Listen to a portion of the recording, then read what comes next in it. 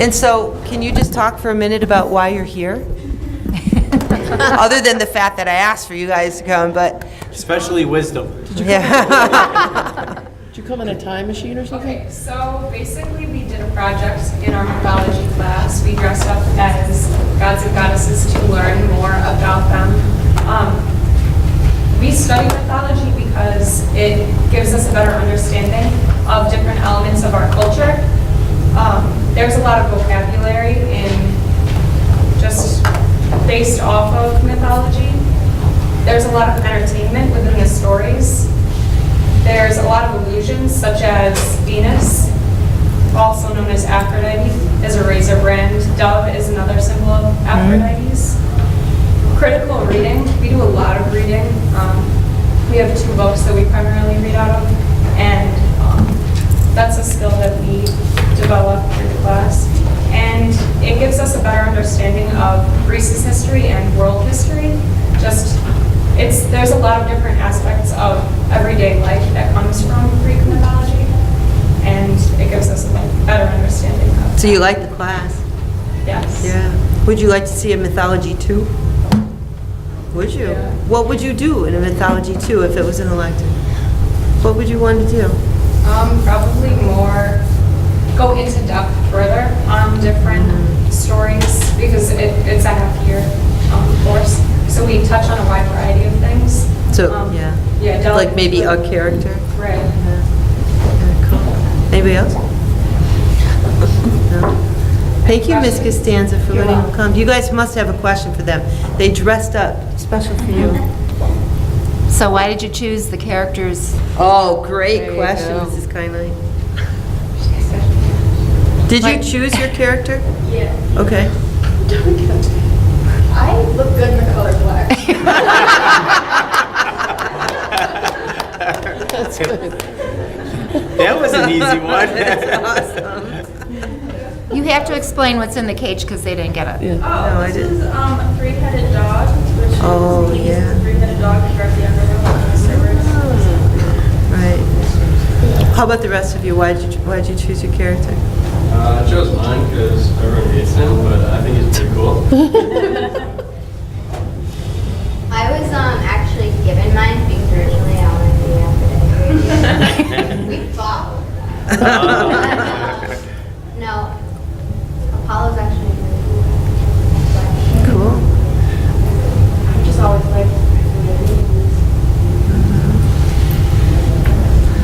I chose Athena because I respect a lot of what she stands for as a character, because she's the goddess of wisdom and battle strategy. She just is she's very just in her actions.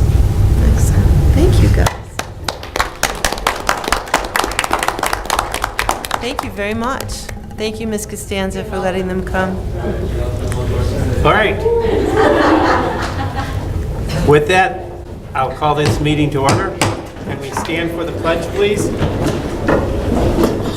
I pledge allegiance to the flag Of the United States of America and to the republic for which it stands, one nation, under God, indivisible, with liberty and justice for all.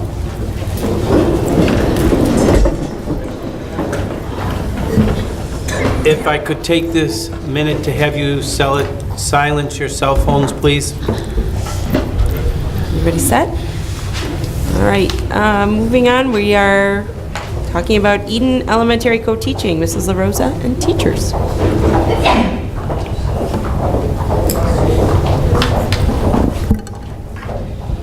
I'm not on here. Good evening, I'm Kelly LaRosa, the principal at Eden Elementary School, and we are here tonight to share one of our outstanding programs we have at Eden Elementary School.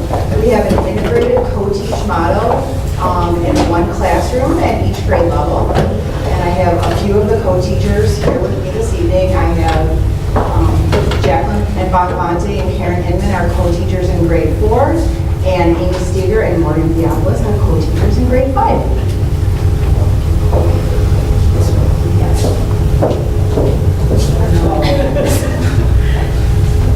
See, I'm obviously the old person in this group, and so I have all these young especially with the technology. So, as Kelly mentioned, we do have a co-taught classroom at each grade level at the elementary building. This is my second year of co-teaching 4th grade with Jacqueline. And just briefly, we'd like to tell you what co-teaching is and sort of what some of our students have to say about it. So basically, co-teaching is an inclusive instructional model where 2 teachers share all classroom responsibilities. I mean, it's an amazing teamwork undertaking, okay? It provides rigorous and individually appropriate instruction for all students in the classroom. Is there a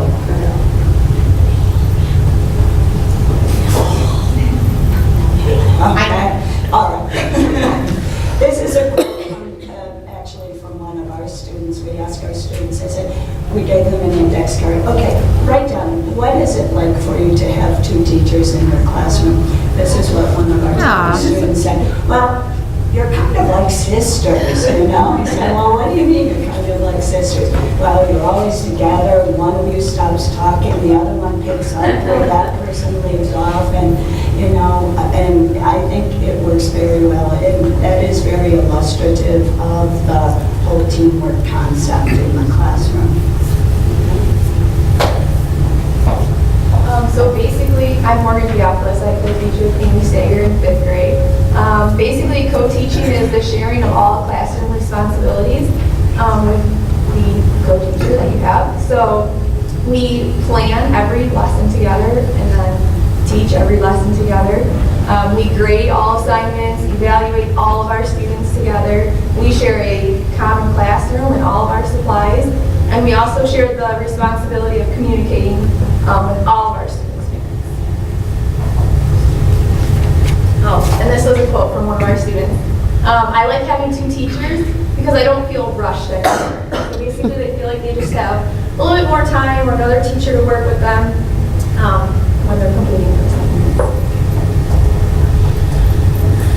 So the benefits of co-teaching, obviously there's way more than on the screen, but this just highlights a couple of them. So obviously there's a smaller teacher-to-student ratio within the classroom, but we as a cohort and in our classrooms work very hard to create a really strong, positive classroom community right from the start. So students learn to accept others for who they are, how they learn, depending on maybe their learning style, if they learn faster, slower.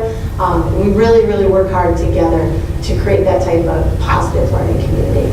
We have a high variety of teaching strategies, teaching models, and a lot of flexible grouping. So each day, we really do instruct in a lot of small group instruction. We don't do a lot of whole group, front of the room teaching. Kids are working and constantly moving into different groups based on the data that we've used to determine what they need for the following day. We maintain rigor and high expectations across the board of all of our students. We work really hard to individualize our instruction. We are committed to differentiating our teaching, and personalized learning really goes along with our model that we've been doing. And I want to be clear that it is a parallel track. You can personalize learning in a single teacher-taught classroom and do it very well. But I think just because there are 2 of us, we've been personalizing learning for years. So now that the district has taken this initiative, we're really trying to just deepen our understanding and use it better, stronger. And it also completely aligns with the New York State blueprint for how special education should be happening in our schools. So we make sure that there's specially designed instruction happening in the classrooms for all of our students, and our students are receiving services in the least restrictive environment possible. So, of course, we need to bring some research into this. This isn't just our anecdotal knowledge. Research has shown that when students with disabilities are included, teachers work to create strength-based classrooms. We increase student access to resources and technology. We implement differentiation, and we teach skills to all students of collaboration and interdependence. Also, when they are included, not only does achievement rise, but learning opportunities are strengthened for all. So it really strengthens the classroom as a whole. Another quote is, I like that when you have 2 teachers, you learn more ways to do things.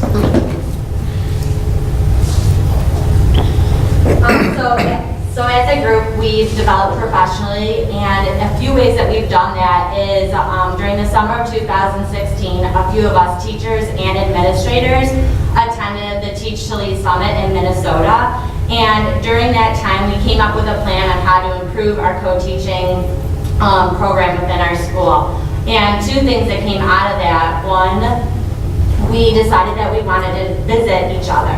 We wanted to see what we were doing within each other's classrooms so that we could learn from each other and what strategies each other was using. So throughout last year, we visited each other to learn from that. Another thing that we did was we had a Partners in Practice personalized learning community where we met each month and we talked about strengths. We always had a glow, and we always had something that we could improve on. And we looked to each other for ideas on how we could improve on something that we were struggling with. And something that also guided our discussion was a book that we read, The Co-Teaching Book of Bliss. Something that some of the teachers in the co-teaching settings have done this year in 2017 is they attended the inclusion session, which was a workshop that focused on inclusion and its benefits for both students with and without disabilities. Another quote from a third grade student: "I like having two teachers because if we need help, the teachers split us up and help in different ways. We do a lot of different grouping so that the students really do benefit from that smaller group setting for our class." So this is just showing how our co-teaching supports the district goals. So as far as construction goes, increased rigor and expectations for all students, as well as the ability to provide differentiated learning strategies for all students. Public relations, we want to build a sense of community within all of our classrooms. And for technology, increase technology so that we can better support personalized learning. Thank you. I have a question. Do you get to pick who you co-teach with, or do you just kind of throw them together, or do you like, I have a good reason for asking that, because do you find like, I mean, everybody's personalities are different, but you don't necessarily want to teach with the exact same type of person as yourself? I think co-teaching is kind of like a marriage. Right? You guys have been together a long time. Yeah. Right? 5. Year 5, and I feel like the longer you're together, if you have a good compatible relationship, right, the stronger you get. But I think it is essential, and actually in Minnesota when we did the Teach to Lead Summit, we did this like walk around activity where they looked at our plan and we gave each other feedback. One of the feedback we got was have marital counseling available. And she gets the best of me and the worst of me too, you know? So I think it's essential to have That's a good. partner. That's Yes. great.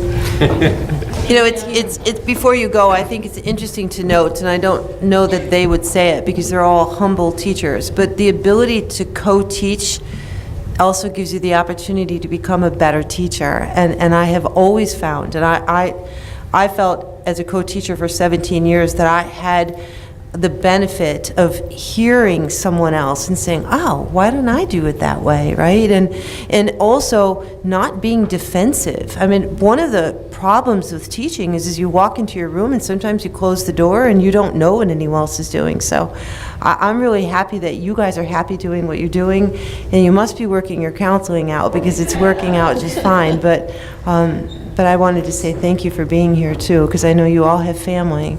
So coming in at night after you've been up at 6 in the morning is tough, but thanks. Or earlier. Yeah. Thank you. Thank you.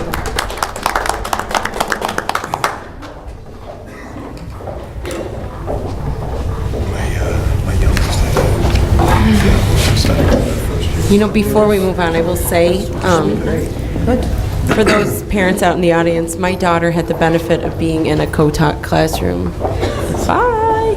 And it was, for my daughter as a gen ed student, it was, no, that's okay. It's just, I'll be quick. But I just said my daughter had the benefit of being in a co-taught classroom last year as a gen ed student and with her own special needs, as every child does. And it was a phenomenal experience for her. She really needed those two ladies to take her down sometimes I think it was the benefit of the two of them and how they work together and their individual styles that can help each kid figure out how they learn and what they need and how they need to succeed. So it really is, God, I wish you could do it for every classroom. because it really is a phenomenal experience. No, I agree with you, because my daughter had Morgan and Amy their first year of doing it, so I know they've been together a long time. No, they do a great job. Excellent. Thanks. Have a good night. Thanks. All right, are we ready to go? Ready to rock. That was short. Okay. Any requests to withdraw specific items from consensus items? Okay. Item 4, approval of consensus items. Recommended motion that the following consensus items be approved as listed in the administrative memorandum A through M. Second. Any discussion? Seeing none, all in favor? Aye. Opposed? Abstained? Motion carried. Okay, this is the time that we have designated as a board to receive statements from individuals and groups. The board will review all statements and then respond appropriately at a future meeting. All persons in attendance are required to sign the attendance sheet and designate their representation status, for example, parent, teacher, bus driver, chamber of commerce, etc. There is a 2-minute time limit. Anyone? Going once? Twice? Okay. Moving on. No resignations. Moving on to appointments. All appointments will not be effective, and service to the district pursuant thereto shall not begin until there has been compliance with statutory and regulatory provisions for fingerprinting, certification, and clearance for employment. Here are the motions. Number 1, appoint bus driver. That upon the recommendation of the superintendent, Cynthia Casper be appointed on probation as a bus driver effective November 15th, 2017, and ending May 14th, 2018. Salary is based upon CSEA contract level 9, step 1. Second. Discussions or questions? Seeing none, all in favor? Aye. Opposed? Abstained? Motion carried. Item C, approve recall from Pell, that upon the recommendation of the superintendent, Lori Cole be recalled from Pell.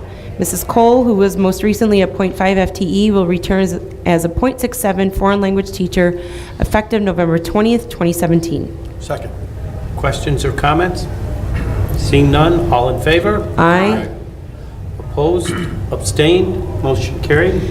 Item D, approve standard workday and reporting resolution for appointed officials, that upon the recommendation of the superintendent, the standard workday and reporting resolution for the treasurer be approved as presented. Second. Questions? All in favor? Aye. Opposed? Abstained? Motion carried. Item 6, information and proposals, the business report. Got to get it real close to you. I'm going to start with just an update on the tax report card that will come out as part of the budget process in the spring.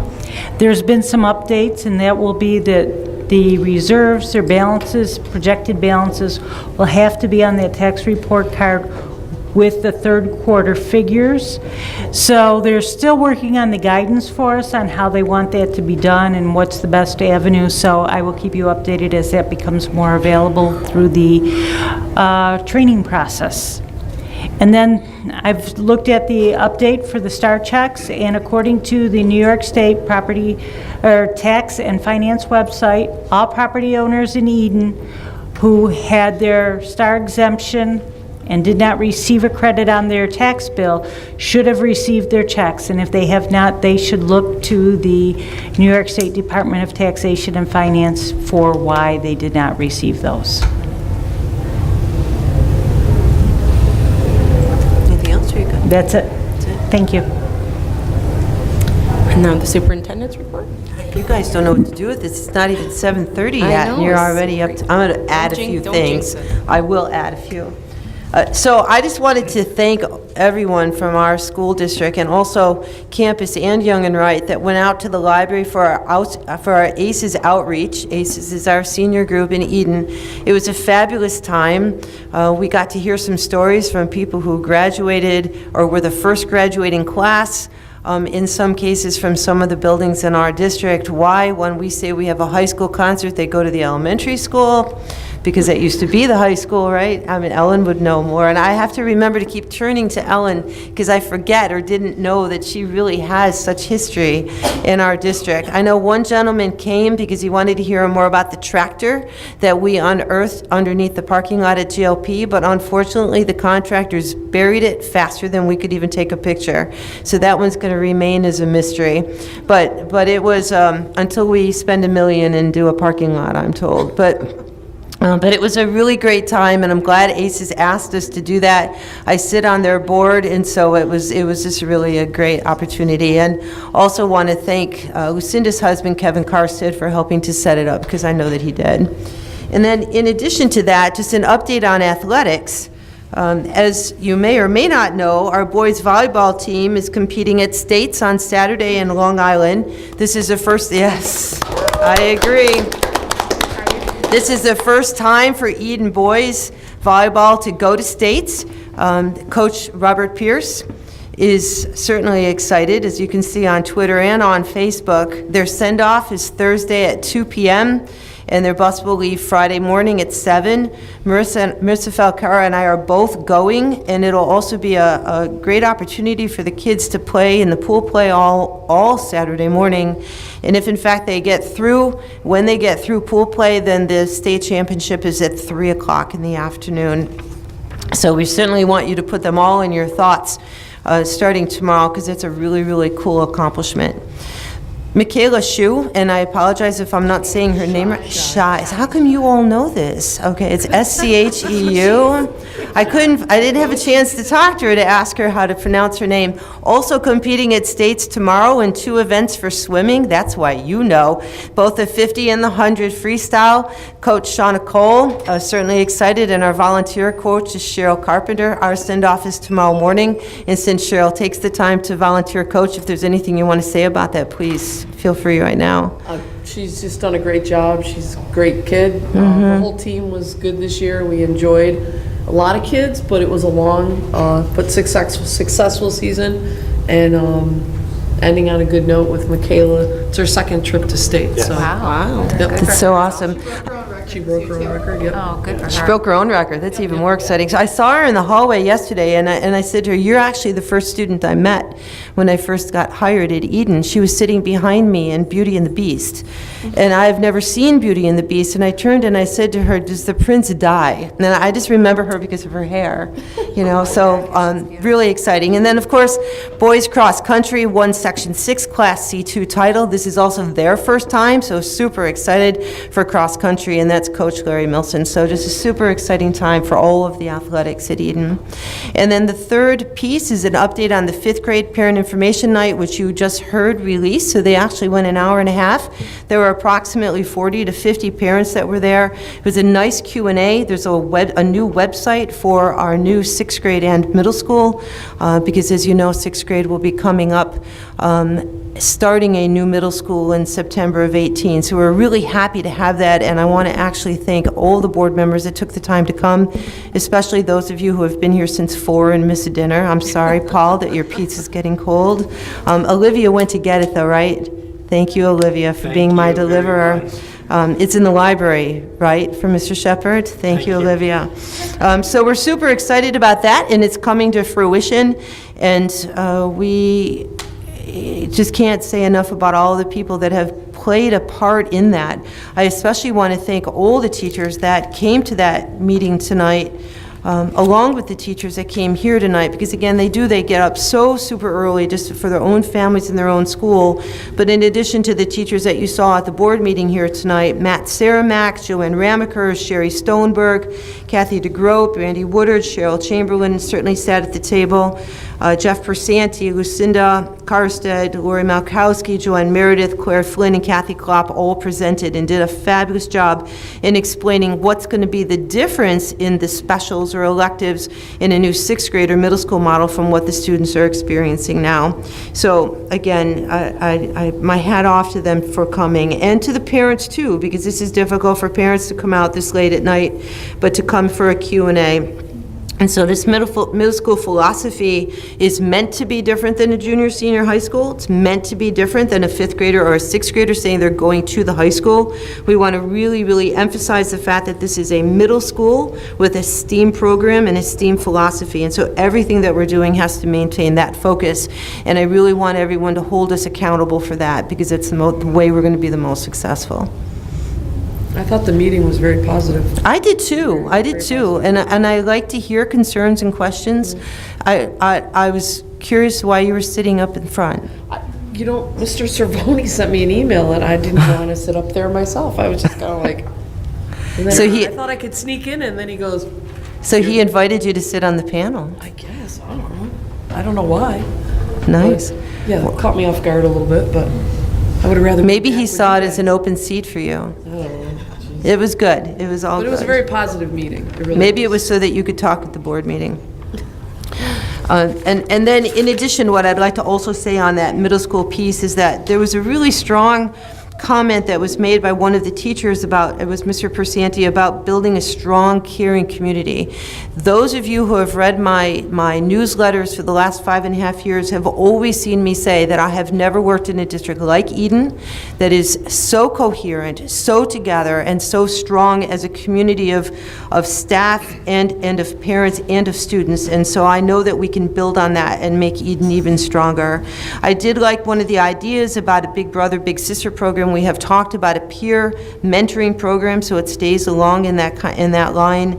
And then there was another great comment that was really made about the changes in schools since 2000 or 2001.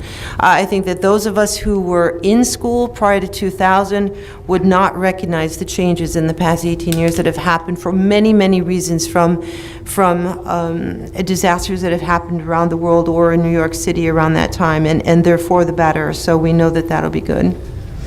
I know the being new to the board, meeting with the school attorney and learning the process, he laid on the table, and I happened to graduate in 1976, so, okay, just told my age. Will you move your mic a little? Oh. Thanks. But he put a book that was about the size of the old school Reader's Digest, and it had school law of 1976, and I'm like, oh, that's when I graduated. And then he pulled out from under the desk this thing that was like the size of 8 Bibles and the whole World Book Encyclopedia volumes, and said this was now the school law of 2017. It's true. And I was like, Yeah. Yeah, I mean, that's times good. were much simpler back then, and Yeah. this whole process with me has just been, wow, I just thought a school kind of ran itself, you know, and it did run itself a lot better back in 1976, but things are a lot different now. And I'm not from Eden.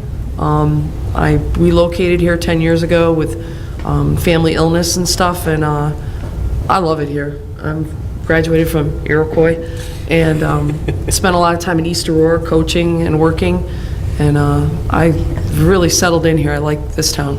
And like you said about community in the school, I do it's great. too. I do too. Thank you, Cheryl.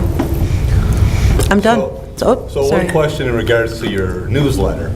Yes. So I sat in on a teleforum this week for work, and I guess that's like way in the past now. My newsletter? Your newsletters are not good. And not specifically yours, but just that whole... He's the one responsible for Twitter, so I'm waiting to see what's coming up. So Okay. you even need to take it to the next step and Okay. develop digital marketing and short videos of what's going on. Where's my Emma? You're doing, right? So Emma, are you paying attention? Because this is a challenge. So, I don't know if Okay. following Twitter and things along those lines, I don't know if anybody's been seen what North Collins does on a regular basis, but they have kids going around, and it's like a short minute, hey, this is what's going on in regards to the drama club or whatever, That's what Dr. Work was and it's doing, a yeah. quick splash of, hey. That's what Emma wants. Colleges are doing Yeah. that on So- Snapchat. Yeah, so that's basically where it's all headed. So I hate Sure. to say it, the newsletters don't get read. And nothing against that, but They're really good, Mr. Suffolk. I know that, but the problem is the people that want the information they want They now want to read. isn't that. They want to be able to go get their video in and out, and hey, Emma, do you want to talk about what you're working on Currently, for your internship? for my internship, I'm working with Mrs. Carstead, and we meet. Yeah, why don't you take the mic, kiddo? No. People can't hear you. So this is Emma Scheidel. She's working as an official intern for us because she Hi. wants to go to school for marketing. Marketing communications, and I'm working with Mrs. Karstead, and we've been looking at the website, and I'm going to get into posting for our Twitter page and updating everyone with things that are maybe more fun, and the kids will follow more and like look to, here's fast information of what's happening now, come to the turf field, there's a game, posting little videos. I want to do polls to interact with them as well. Right now I'm working with Mr. Parasani, and I'm interviewing him in his video gaming class, so I'm covering that. I'm starting coverage on the district-wide blanket drive. I made a couple posters for that I showed Mr. Cervoni this morning, and I'm excited, and it's fun, and it's what I want to do, so I appreciate the opportunity and everything, so thank you. So will that cover some of what you think you're talking We'll about? cover some of it, yeah. Basically, it's the digital marketing. I can do whatever, so just point me in the direction and I That's why I'm go. asking. Quick, so, I mean, that was just one thing that, basically kind of talked about, in 2030, the millennials will make up 75% of the workforce, and in that, what they're looking for. So, like, for instance, in my industry in sales now isn't the normal way. Most people are finding their introductory sales calls off of blogs and digital marketing, and then basically, now when do you get injected into the sales process? But it's all about the whole digital field of where it's headed. So I'm actually going down first week of January to continue my certification and my master's of whatever, CPMR, 1 week course down in Austin, Texas, first week of January. But one of the days is all about just digital marketing. And You could come be an advisor for a new club, couldn't you? for what? A new club. Say what? No, he can't, because that would mean he'd have to have a stipend and he can't get paid. He'd have to volunteer like Cheryl does. He So, knows. so thank you for the challenge. I always No, appreciate it's that. just- Twitter's been a blast, but it's difficult for me to maintain on my own, so we're really thrilled to have Emma. And so this might be a great conversation for you to reach out to Mr. Suffin at some point, because he clearly has some ideas about what he's hoping to see. And I would need to work through you to get there, I'm sure, because so that would be awesome. See, I don't even know where, like, how to get, like, a newsletter. So I know nothing about it. Even just posting, like, your blurb on the page, the Twitter page, and just having that easy, like, access to it makes, like, the whole difference, because I don't know. Rather than going on a website, clicking on a link. Yeah. Yeah. It's all about easy access. No, yeah, they're not doing that. Do you anymore. find yourself reading more or watching more of Dr. O'Rourke's things? His That's are video? too long. His are too His long. videos get Well, a that's the little whole thing, carried is away. it needs to be His like videos under are a minute and a too long. half. Right. And the last one that just came out by Jen And then went back to Osborne, reading. that was too long. Yeah. Is everybody wants it like Yeah. Unfortunately, condensed, quick, sometimes yeah. that's how it is now. So. Yeah, no. So one We'll of the- work on this. One of the other courses I'm taking in January is Thriving in the Age of Distraction. That's cool. So will you do a presentation at the January board meeting for us? Because I'm going to tell you, I'm not thriving in the age of distraction, okay? I thought you said It's a surviving lot. the age of distraction. It's a I know where I lot. can get a speaker for $7,500. We'll accept your donation of that speaker. All right. Keeping with the sports trend, want to congratulate Jack and his son for the exciting Yeah. That was very exciting. You want to talk about it a little bit, Dan? So Patrick is, my son is a senior, plays lacrosse, he's a goalie, and sought out to play college lacrosse since he was roughly 5 years old. And this is National Letter of Intent Week, which ended today, and he signed yesterday with a Division II school in Ohio, Walsh University. And you know, I've had many conversations with Marissa about the fact that Eaton is a very, very small school.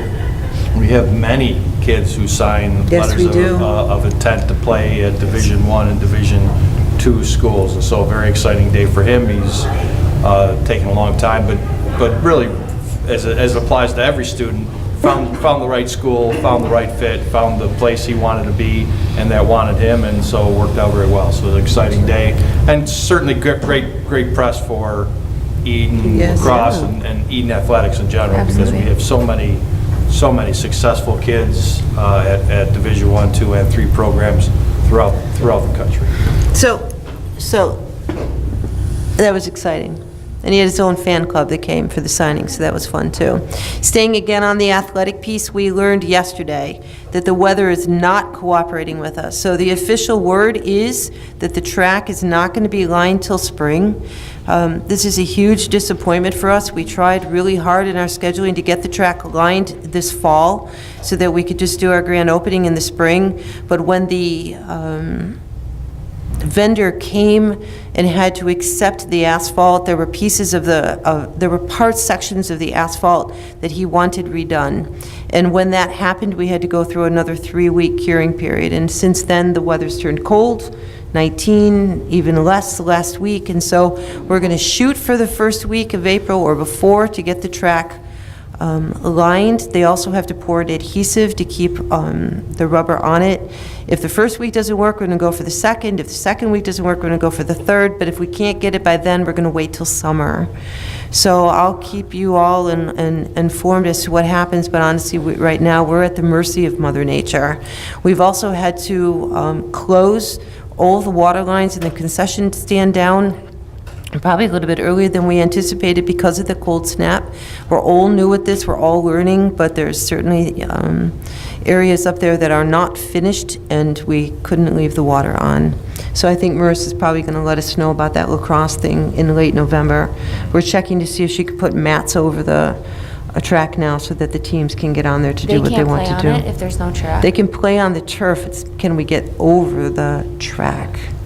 So I am going to put a message out to our community just to let them know that the track is not finished and that the less we walk on it, the more likely we are to have the vendor accept it and put the adhesive and the striping on in the spring. Do we know what the plan is for the drainage problem in the sinks? Are we going to get that solved, or are we going to accept it the way it is? Or? So the question from Paul Shepard is there are 3 sink bays in the concession stand. And so I'm not an engineer, although I would have loved to have been an engineer. And if in fact it's rated to drain at 2 gallons per minute times 3 bays, it should be able to handle a load of 6 gallons per minute dumping, but it's a 9 gallon per minute catch and the water's landing on the floor. So clearly it needs a new design. And no, I don't have an answer for that. And I didn't like the one they gave me, which is to make it drain slower. That didn't work. Anything else from any of the board members? Round table? I do have a quick question. There was an article floating around Facebook. One was a parent blog, I don't know, some lady not around here, and another one was an actual news article from a paper down in Florida. And I know New York State probably has their own Department of Health regulations, but it was about food sharing for school lunches. So when kids especially take those prepackaged whatever, cereals, muffins, whatever, they don't eat them, or even fruit, bananas that aren't broke or whatever. I know at my school it gets chucked and it drives me crazy. And I know we're given some Department of Health, but it just seems like, I don't know what goes on here, I'm not in here. But in general, and I had a couple of parents contact me through Facebook just saying, this is something that we should really look at. But I know it's got to be different for New York State, but the volume of food that is thrown away at my school is mind-numbing. So it's the question, if a child doesn't eat the food, can we do something different with it? Yes, because kids are forced to take, to have how many ever things on your tray, but most kids, you got a kindergartner who won't eat all that, and then you have, in my school, a 5th grader who could take twice that. But there's It's a great question. We check on it. I know at our school, I work at the Baker Road Special Ed Alternative Educational Center through Erie Two Boces, and things like fruit and milk, it goes into it looks like a laundry basket right at the corner, and it's just a food share basket. And there are, by the end of the day, and there's 3 lunch periods, it's pretty much gone. Wow. and kids that don't want it, you know, and like you said. If they don't want that apple, they can just Right, put it they in can just there put it in there if and they, Somebody else will and somebody else will take Because it. that's what I see, I mean, I used to see in our cafeteria, kids were throwing those apples. Mhm. Yeah. Throwing them right away. It was killing me too, you know. And they do the milk, and obviously at the end of the day, if no one's taking the milk, it Well, that has gets to count. I tossed, mean, yeah. that's just gross. But things like the muffins, anything that's not, I mean, It's not open. it's not That is open, kinda goes in there, and because there are throughout the people- day, the kids will, it's there from the time lunch opens till the end of this, till dismissal, and I've even seen kids on the way to their bus will grab it. And a lot of the population that we work with, you know, do not have the food sources at home yeah. that, you know, an average family does and stuff, so and so, I don't know what the regulations are, I could ask, but I know it does happen at a certain level at our school. wonder if I know we my could do caf- something like that here. I will look into that with the cafeteria manager and report back at the next board. I believe it's a New York State Department of Health website, or regulation. However, the one article cited that the U.S. Department of Agriculture oversees the federal lunch program, and they are even encouraging food share, so that food isn't wasted. So, I mean, if it's done the same day, I don't see why it'd be an issue. I mean, I will check with the food. And you just had, just before I came here, there was a story on the local news about kids who don't have enough to eat. oh, at West Turtle Academy. Hurdle Academy, yeah, in the backpack, you know, program, and, Yeah. you know, and we have kids who are starving, which Yeah. is so sad, and we were talking about throwing food away. So if you could find that out, and we Yeah. could do food Yep. sharing, it would be wonderful. Yeah, that's- Great question. Thanks, that's Great, yeah. Anything else? I had a question about the GLP parking lot. When will we have lights in it again at night? Oh, yes. So that's been a conversation for us. Everything's on the list. So it's not just GLP, but it's also high school. So while there was a delay in getting the lights at the high school, I'll speak about that first, only because I know this answer better.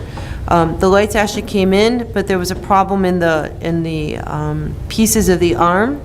I know I've ordered things from Amazon this month, and all 3 of them had to go back. So that was certainly a disappointment, and we have not gotten it back yet. So that's the problem at the high school. On the GLP one, we were actually there when the old light fell down.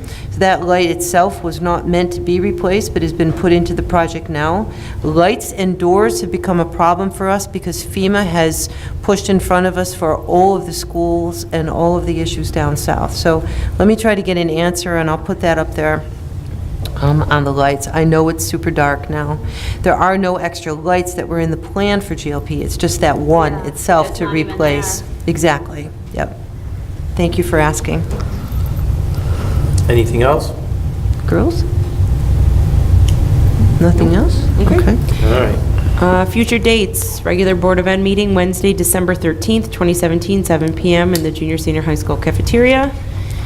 And item 8, anticipated executive session, that the recommendation of the superintendent that the Board of Education enter executive session to discuss CSEA negotiations. Second. Any discussion? All in favor? Aye. Opposed? Abstained? Motion carried. Thank you for coming.